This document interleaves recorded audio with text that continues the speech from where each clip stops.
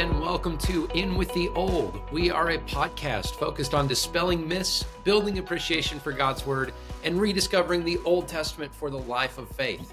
My name is Dr. Tim Howe, and I'm joined today by my co-host, Dr. Brian Koning, as we launch into the Book of Ruth. And before we get into it, Dr. Brian, how are you doing today? I'm doing well. I'm excited to get into it. Last time we kind of set the table, as it were, right?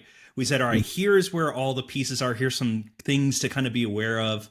But now we're getting into, Tim, shall we say, one of our first loves of studying the Bible, digging into the text itself, seeing what's there, and hopefully using it to build ourselves up, to be better servants of God, to be better followers of God. So I'm excited to get into this. So let's get started. Ruth chapter 1. Let's go. Yeah. Ruth chapter 1. And for our listeners who've been following us, we're going to do it a little bit differently. We're actually doing a verse-by-verse study of the book of Ruth. In a sense, this is designed to be a video commentary where we read the passage, we really dissect the passage. And to do that, we're actually going to read the passage verse by verse and then go back through it in our study. So I'm going to go ahead and read Ruth chapter 1. I'm going to read from the Christian Standard Bible. Ruth chapter 1, verses 1 through 7. Says this: during the time of the judges, there was a famine in the land, and a man left Bethlehem in Judah with his wife and 2 sons to stay in the territory of Moab for a while. The man's name was Elimelech, and his wife's name was Naomi, and the names of his 2 sons were Mahlon and Chilion. They were Ephrathites from Bethlehem in Judah, and they entered the fields of Moab and settled there. Naomi's husband Elimelech died, and she was left with her 2 sons. Her sons took Moabite women as their wives. One was named Orpah, and the second was named Ruth. After they lived in Moab about 10 years, both Mahlon and Chilion also died, and Naomi was left without her 2 children and without her husband. She and her daughters-in-law set out to return from the territory of Moab because she had heard in Moab that the Lord had paid attention to his people's needs by providing them food. And she left the place where she had been living, accompanied by her 2 daughters-in-law, and traveled along the road leading back to the land of Judah. Well, Brian, last time we talked about the fact that every detail in this narrative is important. And that's true in general when we read the Bible, but especially in such a succinct story and one that's so intentionally structured. Every word has meaning and significance. And as we come to the beginning of Ruth chapter 1, this is setting the stage for the story that follows. So what are some just general observations that you have, Brian, as we think about the background of this story? What are some things that you think should pop off the page at us from the very beginning? Well, the first thing is just start right at the beginning, during the time of the judges. Mm-hmm. So that sets the story, as it were, in time. Now, listeners, we do need to make a distinction between when the story was written versus when the story is set, right? Mm-hmm. There's going to be maybe some interesting theology of when it was written that this book is addressing. But the setting of the story is the time of the judges. This is a dark time in the history of Israel, the redemptive history, shall we say. You have the bright spots of judges on the scene, but judges are only there when things are really bad, right? This is not a time marked by faithfulness to God, but rather by dissolution, dissipation, and a lack of unity in the people of God. So that's kind of the setting of the story. It also forecasts, I think, for us, Tim, the ending of the story. The time of Judges is drawing to a close. We're right at the end of it. So those are some of the things that jump off the page to me. I also want to look outside the text, and if I have a physical Bible in front of me, flip back just a few pages, because the previous story is right at the end of Judges, and it deals with kind of the brokenness of Israel, the killing of a prostitute, Israel devolving basically to be like Sodom and Gomorrah and how they've treated outsiders. And so it's, I think, quite intentionally in our Bibles, this book is pulled out of its normal place where it'd be in the Hebrew ordering of the Old Testament, placed alongside Judges as a compare and contrast. On the one hand, we're going to see at the end of Judges the lineage of King Saul, and in this book, the lineage of King David. And so those are some of the things just from the setting of where the book is, both in time and in canonical ordering, that jump off the page to me. So I didn't go far, only about 5 words, 6 words into the text. But those are some of the things I want us to start thinking about. Tim, what's maybe the next thing or other things that we want to grab just from this first verse to set the scene for us? Yeah, absolutely, Brian. I totally agree with you. And when we read the book of Judges in particular, we see that darkness really probably doesn't even begin to describe it. It is total Hmm. anarchy in the truest sense of that word. It's doing what's right in your own eyes rather than following the will of God. And I think that we're meant to see it. You mentioned this, Brian, really as a foil. We see the period of the judges versus the period of the kings, just like we see Hmm. Orpah versus Ruth or Elimelech versus Boaz. There's a lot of this intentional contrast. And I love what you mentioned, Brian, as we think about the book of Judges and the book of Ruth. Even though they're in separate sections of the Hebrew Bible, there are ancient Jewish traditions that have really bound them together almost from the very beginning. In fact, Brian, that some even argue that the book of Ruth is really kind of another story in the Bethlehem cycle as the book of Judges ends. Now, that's Right. beyond the scope of what we're talking about, but truly, as we think about this, the narrator is alerting us. This is really one of the darkest moments in terms of Israel's national identity. And yet, it's Hmm. against that dark backdrop that the light of Ruth and the faithfulness of God can shine all the brighter. And so, yes, I agree with you completely on the forecasting. I think it's meant to be a foil. It's also alerting us to the fact that we're going to look at people who are very flawed and make some bad decisions. Um, Hmm. as we continue, it says a man left Bethlehem in Judah with his wife and two sons to stay in the territory of Moab for a while. And so, just like there's a temporal background, there's also a geographical background. Brian, let me ask you this question. Leaving Israel for Elimelech, Hmm. making that choice to leave Israel, what do you make of that? Is that wrong for him to leave Israel? What's going on here?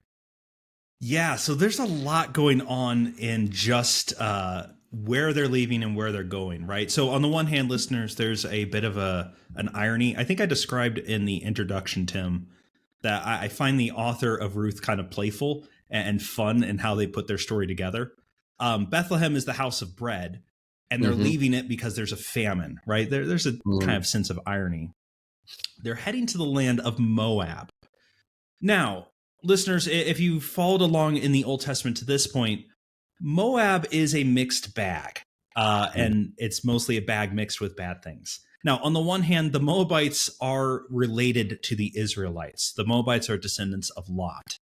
However, despite what you might hopefully expect, right, as some familial or clan like loyalty, it's Balak of Moab, right, that tries to get Balaam to curse Israel. Hmm. The Moabites stood in the way of Israel. Excuse me. And they are separated from the Canaanites. Israel is specifically told to not intermarry with the Canaanites, but the Moabites aren't included in that prohibition. But the Moabites are said that they can't enter the assembly tent, right? They Hmm. are separate from Israel. They are a step below. So your question of what do we make of this man going to Moab?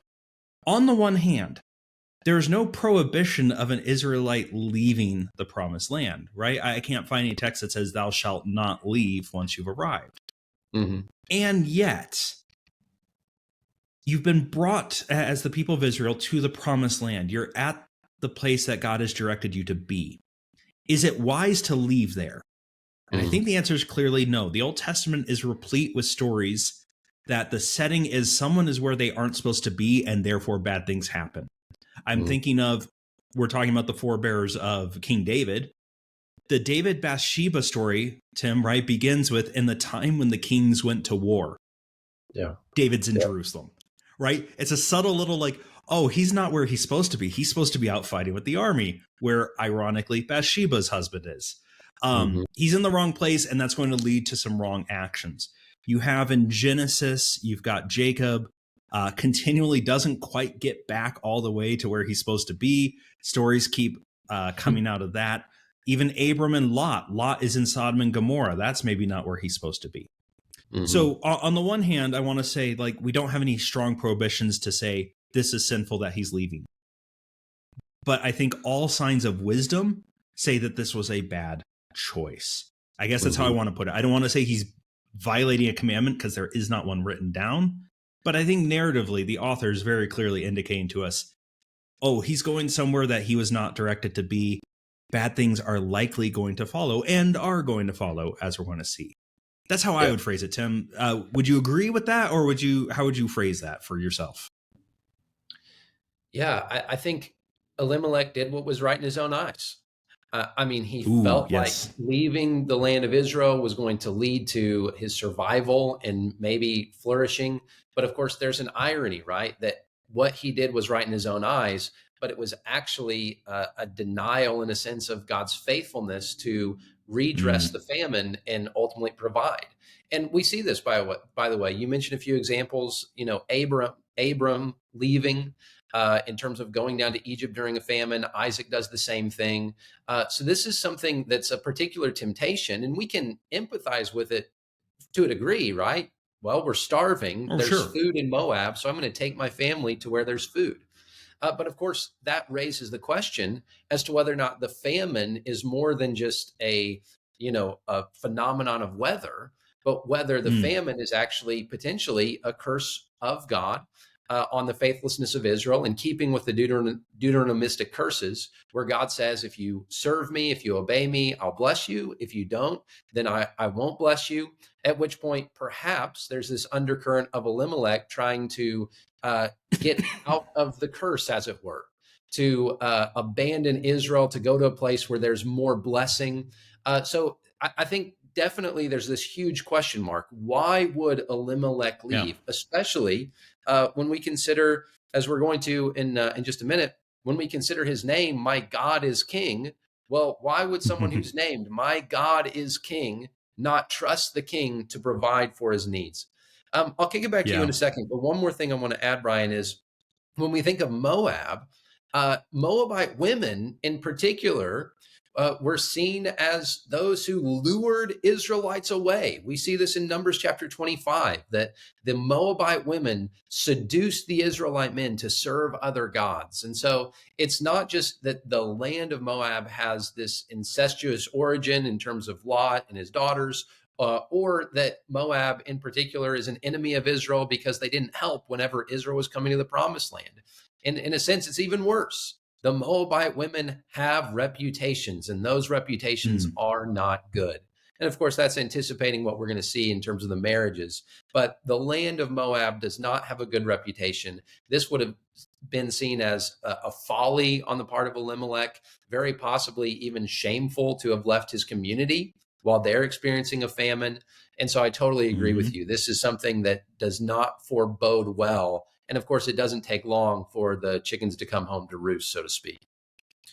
Yeah, and what you just brought up, Tim, is important if we're talking about irony. And the author does like to play with this. The Mhm. phrase in our culture today is subverting expectations. Mm. If you're coming in the culture and reading this and you're going, oh, he's going to Moab. Oh, and they're marrying Moabite women. Mm. Everything to the story to this point is going to be that's a bad call, right? Mhm. And yet that's going to be something we subvert as the story goes forward. That this Moabitess Ruth is going to be more faithful than most Mm. of the Israelite characters in the story. So that's looking ahead a little bit, but I just want to latch on and say, yeah, that's a very good point on the kind of, shall we say, reputation that the Moabites would have in this time and culture. And listeners, I hope you also latch on to what Tim said about famine. Mm. Famine is something obviously that might have many naturalistic causes, but there's also this, I think, intimation, Tim, see if you go with me this far, Mhm. throughout this book, that this is more than just naturalistic. Mhm. Famine is part of the covenant curses of Deuteronomy, and it Mhm. is used in many places in the Old Testament as a sign of God's displeasure. Mhm. Compare that to the end of the story. The end of the story is going to deal with the harvesting of food again as well. And so, Yeah. much like the story of Esther, I think we have all these little breadcrumbs to show look, we aren't going to say, and God did this necessarily at every juncture.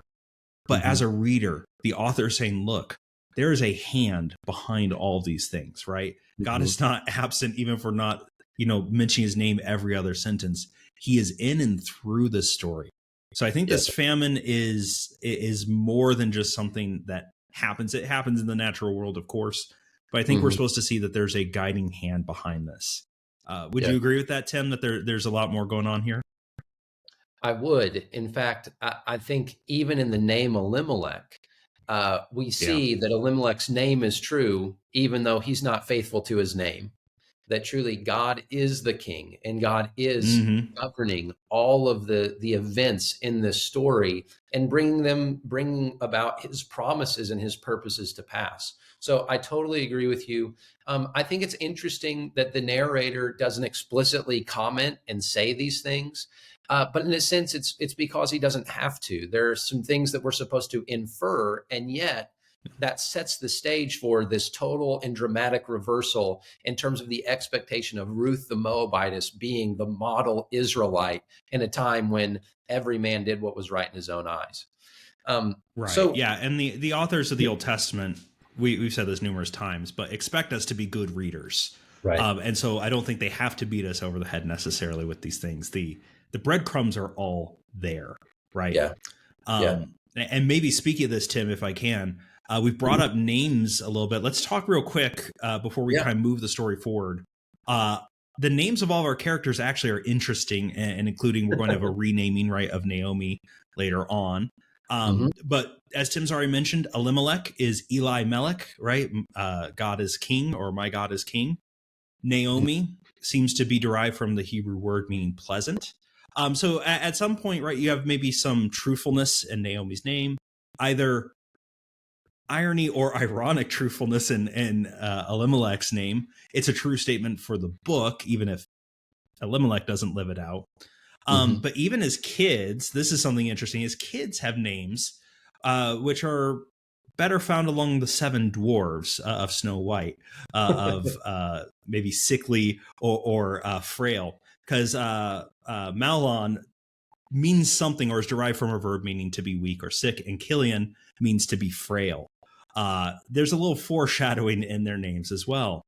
Even the names of their wives, Orpah, I have a fun story about Orpah, but seems to maybe come from Orph, or the back of the neck, or the back. She's going to then turn her back on Naomi later on. Whereas Ruth means friendship or companion, right? There's something very truthful in their names.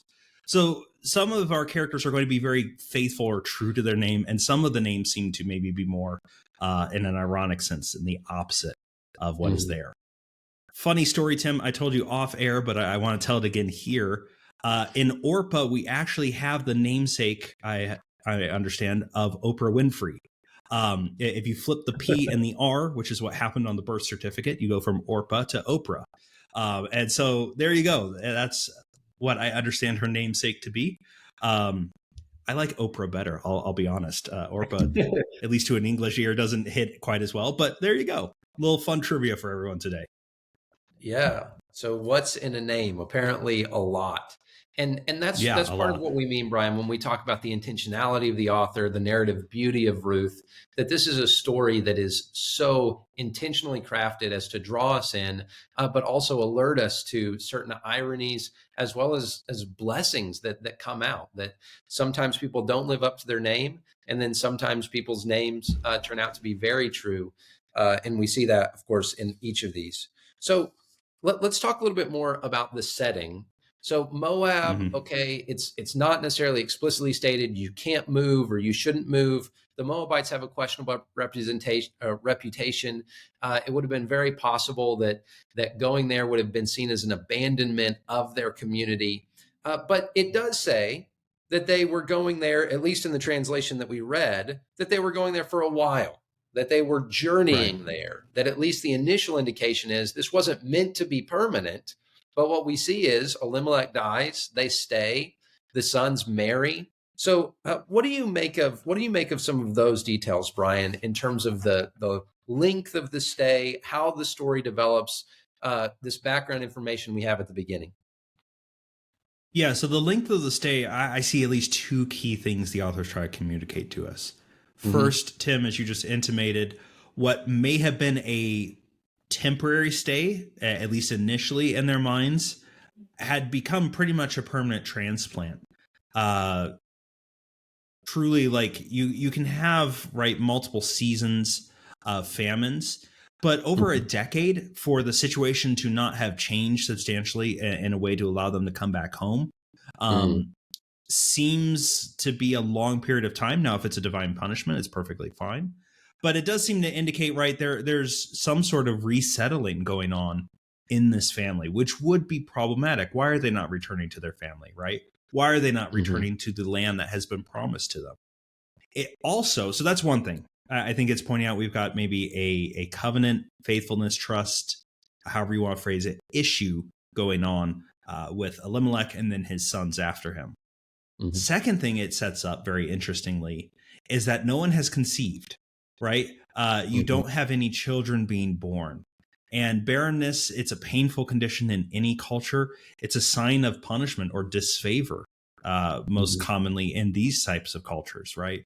And so I think it's trying to indicate, like, look, this is not a good situation. This does not have the blessing of God upon it. So without spelling it out for us, right, we're reading through this going, this is bad. Something needs to change. We need to fix something here because it is fundamentally wrong, and we are seeing signs of God's disfavor upon it. Yeah, Brian, I completely agree with those observations. I also, as I look at this, you have, in a sense, the decision point after Elimelech has died really turns to Naomi. We have Mahlon and Chilion who marry Moabite women, but of course, Naomi has some kind of say in that. And as we look at the development of the story, Naomi is not seen as a passive character. She's someone who's very willing to give advice to Ruth later. And so it's not simply that Elimelech did what was right in his own eyes. You also have Naomi and Mahlon and Chilion doing what's right in their eyes. And they marry these Moabite women, which would have been highly questionable. And it's another sign of their really intention to stay in Moab. In other words, to assimilate to at least some degree in the Moabite culture, not necessarily to give up their status as faithful Israelites, but at least to not live in the land and seem to be okay with that. So again, problems to be solved. This is the plot thickens moment when we see Mahlon and Chilion. But of course, then the tragedy is in verse 5, Mahlon and Chilion also died, and Naomi was left without her 2 children and without her husband. So Naomi is left destitute. And let's maybe unpack that for a moment. What would the significance of that have been in terms of Naomi? She's not only widowed, she's left childless. This is a dire situation for her. Maybe can you explain that a little bit more, Brian? Yeah, so I mean, Naomi's situation is about as perilous as it could be in the social order of that day, right? So these are patriarchal societies. In part, that's because the economy, as we could say, of these societies is derived from manual labor. And women's contribution to that economy is as products of that manual labor. Lacking that, how can she have any standing or any support or any care given to her? She doesn't have a husband. She doesn't have sons. She doesn't have children to care for her. So she's a widow with no support network. That's a perilous place to be. By the way, friends, this is why the Bible makes a big deal of true and unadulterated faith is to care for widows and orphans, right? Care for those that are marginalized and in danger of being oppressed, taken advantage of, or ignored by society. She's in that place. On top of that, we're not in her home country. She does not have family around her, like extended family. So all these things mean she is operating, shall we say, on the ragged edge of safety in this culture. Yes, she has Moabite daughters-in-law, and so maybe that gets you something. But it is interesting, the story does not really delve into how is Naomi viewed by her neighbors. She has love for her daughters-in-law, but we have no indication that that is reciprocated. So putting this all together, we are in a very dangerous situation. We've already seen signs that has God's displeasure. Now we see very practical signs that this is untenable and cannot remain. Something has to change, and that's kind of where our story then leads out of this passage and into the next, right, Tim? Yeah, it does. So in verse 6, continuing those thoughts, Naomi decides, okay, I'm going to leave the territory of Moab, leave the fields of Moab. Why? Because the reason is she heard that the Lord had paid attention to his people's need by providing them food. So at least, and this is where maybe there's a beam of light that sort of strikes through the darkness, Naomi is someone who hears the word of God. She's at least attuned enough to listen to God's word as it comes and respond to it. So even though she's going to return in shame, because shame would have been another huge factor, even though, as she's going to say later, she returns in bitterness of heart, she realizes there is no future for me in Moab. And she hears of God's provision, and she decides that it's better for her to return to God empty-handed than it would be to stay in Moab, even if, say, she had at least some social support with her daughters-in-law. She wants to go back. She hears the word of God. And as she responds to God's provision, we see again that God has not abandoned Naomi. And so as we get and to I think verse we 7, see. Yeah, go ahead, Brian. Oh, sorry, just to jump in, Tim. Listeners, I love Jesus's parables because oftentimes he's drawn a lesson that God's already said a few times to us. God created us. He knows we're sometimes kind of slow on the uptake. Do you hear overtones of the parable of what we call the prodigal son? Of it's better for me, even taking all these social shame upon me. It's better to go back. And we see some of that heart in Naomi of like, it is better to go back to be with my people. And then this is going to invite, how is she going to be received back? In verse 6 too, we do see that although Naomi and her family maybe have not paid attention to God, the Lord has paid attention to his people's needs. This is something thrown in there to say why the famine is ended, but I think it's also meant there to hang over the story. God is not oblivious to the needs of his people or to what is about to happen in the lives of Naomi and Ruth. And it's kind of setting that scene again that God is going to be intimately involved in each of the events taking place.